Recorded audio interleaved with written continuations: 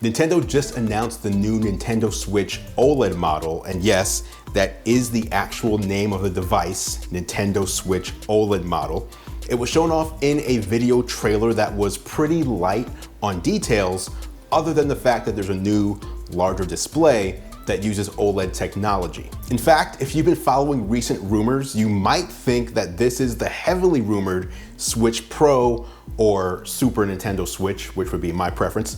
But if that's you, then you're in for some disappointment. Because while the Nintendo Switch OLED model does see some hardware improvements, none of them will actually affect gameplay. So let's talk about what Nintendo didn't tell you in the Switch OLED model reveal trailer. And before we jump in, be sure to hit the subscribe button to stay up to date on all future videos, including a hands-on with the new OLED model. Okay, now, right up front, let's address the CPU and GPU. The Nintendo Switch OLED model uses the same NVIDIA custom Tegra processor with the same amount of RAM as the standard Nintendo Switch. In other words, the OLED model is not a hardware upgrade that will make your games run any faster, and it won't allow for more graphically intense games to be played. This is not like the PS4 Pro or Xbox One X mid-cycle upgrades that added additional horsepower for games. There are several hardware upgrades on the new Switch OLED model, but they're what I'd call luxury upgrades. It's the same experience as the standard Switch, and it plays the same games as the standard Switch, but the device itself is nicer. So let's get into those areas, starting with the display. If you didn't catch it yet, the new Switch OLED model sports a 7-inch OLED display, while the standard Switch has a 6.2-inch LCD screen. So you're getting 0.8 inches more screen real estate, but what you won't be getting is more resolution. The 7-inch OLED display sports the same 720p resolution that the standard Switch supports. So that rumored 1080p upgrade turned out to be false. If you're wondering about the benefits of OLED, let's talk about that for a moment. LCD screens like the ones found on the standard Switch and Switch Lite rely on backlight for illumination, while individual pixels on an OLED screen produce their own light, which means the screen offers several advantages. You get better viewing angles, deeper blacks, and higher contrast. On the flip side, since the display has the same number of pixels as the standard Switch, while also being a bigger display, that means the pixel density on the OLED model is actually less,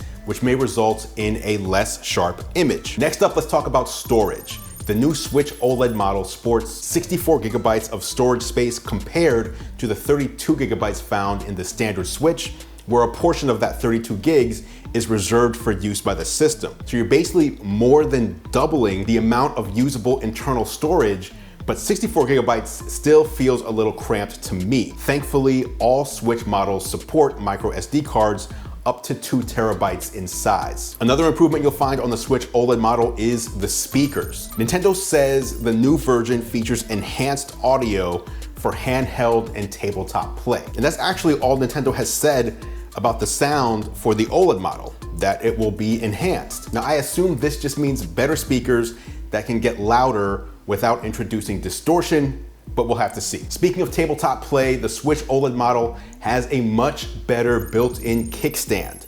This is one of the areas that I always felt suffered on the standard Switch, since the kickstand was so small and fragile. Looking at the new version, the kickstand is much wider, extending across the entire bottom part of the tablet to support its weight. Nintendo's announcement video shows the improved kickstand also supporting custom angle adjustments. Now let's talk about size and weight. The Switch OLED model is 0.93 pounds with Joy-Con controllers attached, which is up from 0.88 pounds of the standard Switch.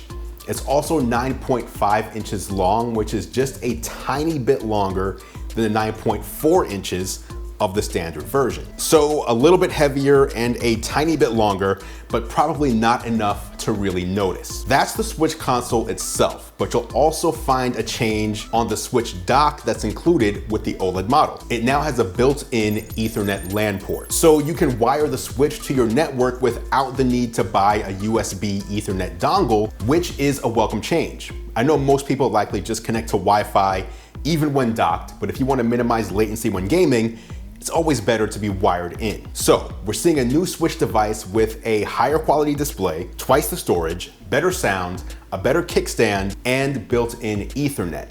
Like I said earlier, the same Nintendo Switch, but nicer. What we didn't get is a 1080p display, 4K output in docked mode, there's no HDR, no Joy-Con improvements to address Joy-Con drift, and most importantly, no new CPU or RAM updates that would allow for more advanced games. All that said, the Nintendo Switch OLED model will sell for $349 and ships on October 8th, the same day that Metroid Dread will be released. It's $50 more than a standard Switch, so I'm curious. Let me know what you're going to do. Are you going to upgrade to the OLED model or stick with the Switch you already have?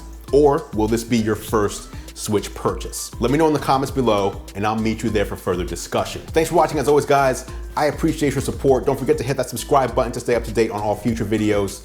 I'm Andrew Edwards and I'll catch you in the next video.